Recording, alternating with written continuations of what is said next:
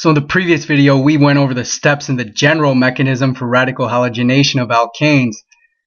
Let's now look at the energetics of the overall reaction. So the overall reaction looks like this. RH, and this just denotes an alkane. R is the alkyl group. Plus XX, this can be rewritten as X2. X2 should be a subscript. Yields Rx, this is the haloalkane, plus HX. So this is the acid or hydrogen halide. So the standard enthalpy for this reaction, it's going to be the sum of the bond dissociation energies, and remember that's denoted by DH with this and this little degree symbol or sub-zero or a superscript 0 just indicates that this is at standard temperature and pressure. So I think it's either 20 or 25 degrees centigrade and 1 atmosphere pressure. And so the sum of bond dissociation energies of bonds broken minus the sum of bond dissociation energies, enthalpies of bonds formed.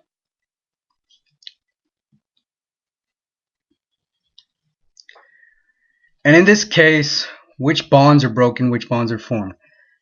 These two bonds are broken, so this is bond dissociation enthalpy of RH plus the standard bond dissociation enthalpy of XX minus the standard bond dissociation enthalpy of Rx.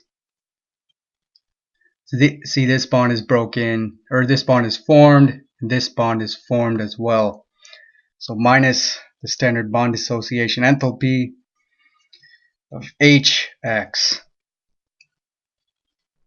And the reason we have the sum of bond dissociation enthalpies of bonds broken minus the sum of bond dissociation enthalpies of bonds formed is that breaking bonds requires an input of energy, while making them releases energy. Now that we know the delta H for this reaction involves bond dissociation enthalpies of the RH bond, the XX bond, the RX bond, and the HX bond, we're actually going to look at a table of values of bond dissociation enthalpies of various bonds and calculate the enthalpy of reaction, standard enthalpy of reaction for both fluorination and chlorination of ethane.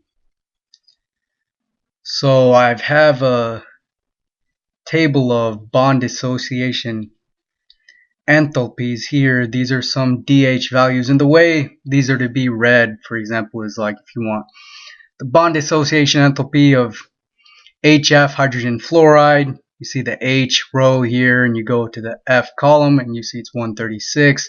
HBr is 87. This primary ethyl bond with Br would be 70, and this secondary isopropyl bond with chlorine would be 84. So that's basically how you read it. So let's look at the energetics for both chlorination and fluorination of ethane.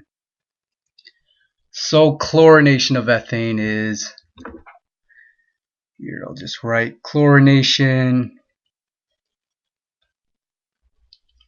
of ethane.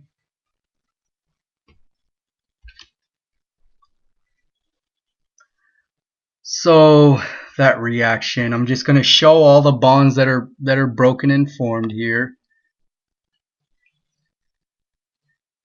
This bond is one that's broken, this CH bond here.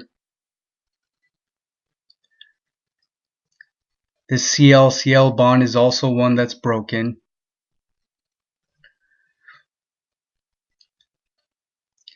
This CCl bond is formed. as is this HCl bond. So the delta H for this reaction is going to be the DH of this bond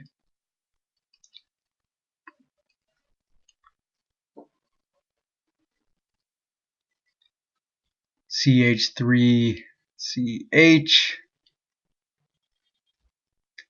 and then H2 here, plus the bond dissociation enthalpy of this bond, ClCl,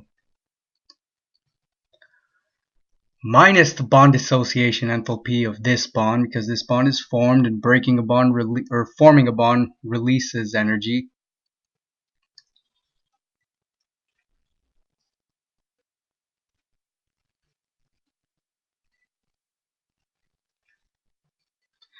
And then minus the standard bond dissociation enthalpy of this bond,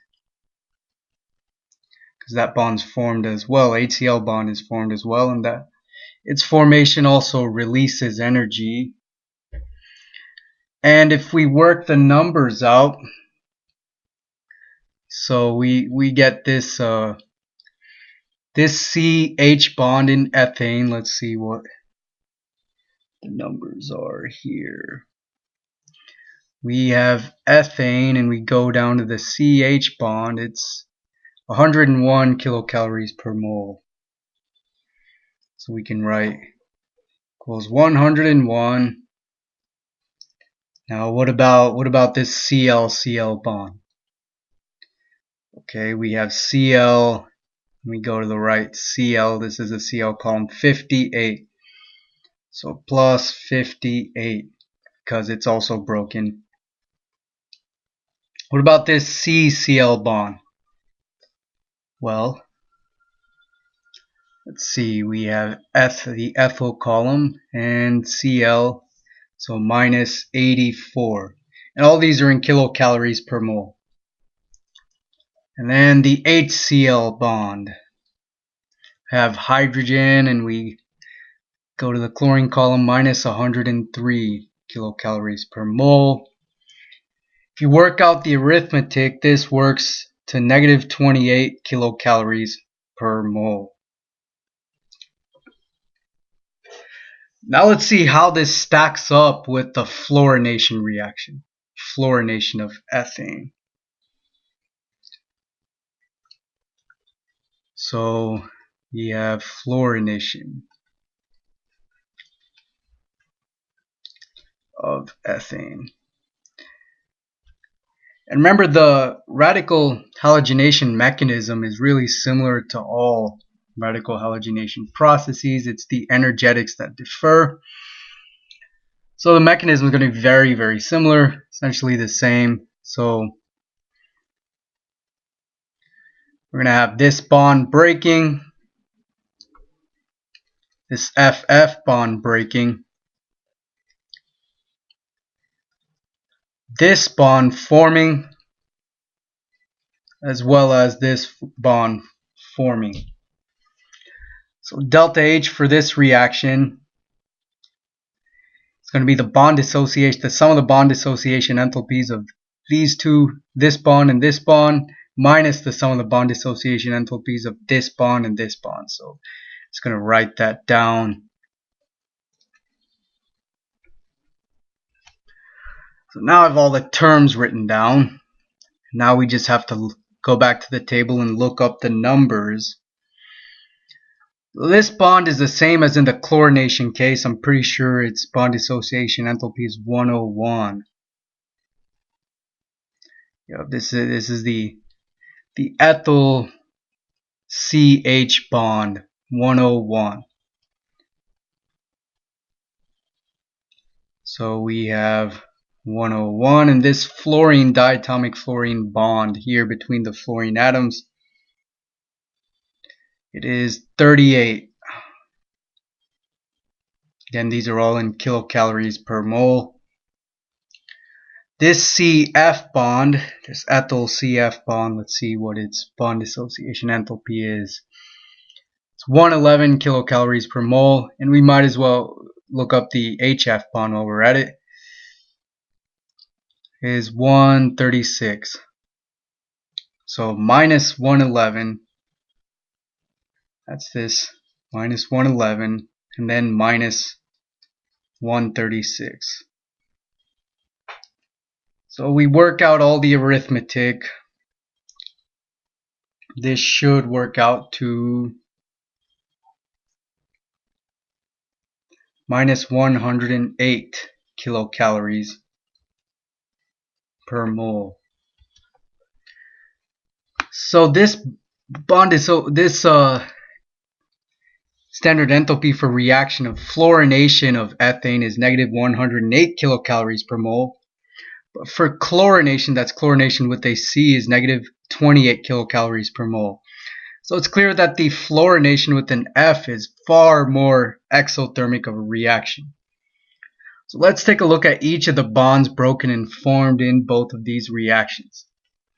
So both have this CH, this ethyl CH bond broken.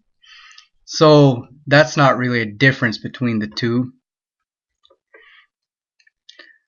But this fluorination has a formation of a CF bond and an HF bond, while chlorination entails the formation of a CCl bond as well as an HCl bond.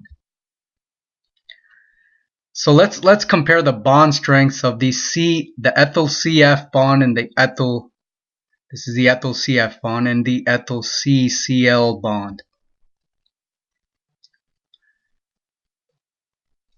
So the ethyl CF bond strength is 111 kilocalories per mole, whereas the ethyl CCl bond is only 84 kilocalories per mole. And remember that the CCF bond, both of these bonds are formed, right? So their formation releases energy. So forming the CCF, the ethyl CCF bond, releases substantially more energy than formation of the CCl bond. I think it's 27 kilocalories per mole more. Energy is released when you form the ethyl CCF bond than is released when you form the ethyl CCl bond. Now what about the HCl and HF? So HCl is formed in chlorination of ethane, while HF is formed in fluorination of ethane. Let's look at those bond strengths. So the HF bond strength is 136 kilocalories per mole, while the HCl bond strength is 103 kilocalories per mole. So that's a difference in bond strength of 33 kilocalories per mole, the HF being stronger. Remember again that HF is formed, so you have 136 kilocalories per mole energy released. And I'm here using the terms enthalpy and energy interchangeably. There is a subtle difference between the two, but we can ignore that for now. And I'm pretty sure in the context of an organic chemistry course, an introductory organic chemistry course, the distinction is not really rigorously made. But so HF is a stronger bond than HCl, and both are formed, so formation of HF releases more energy.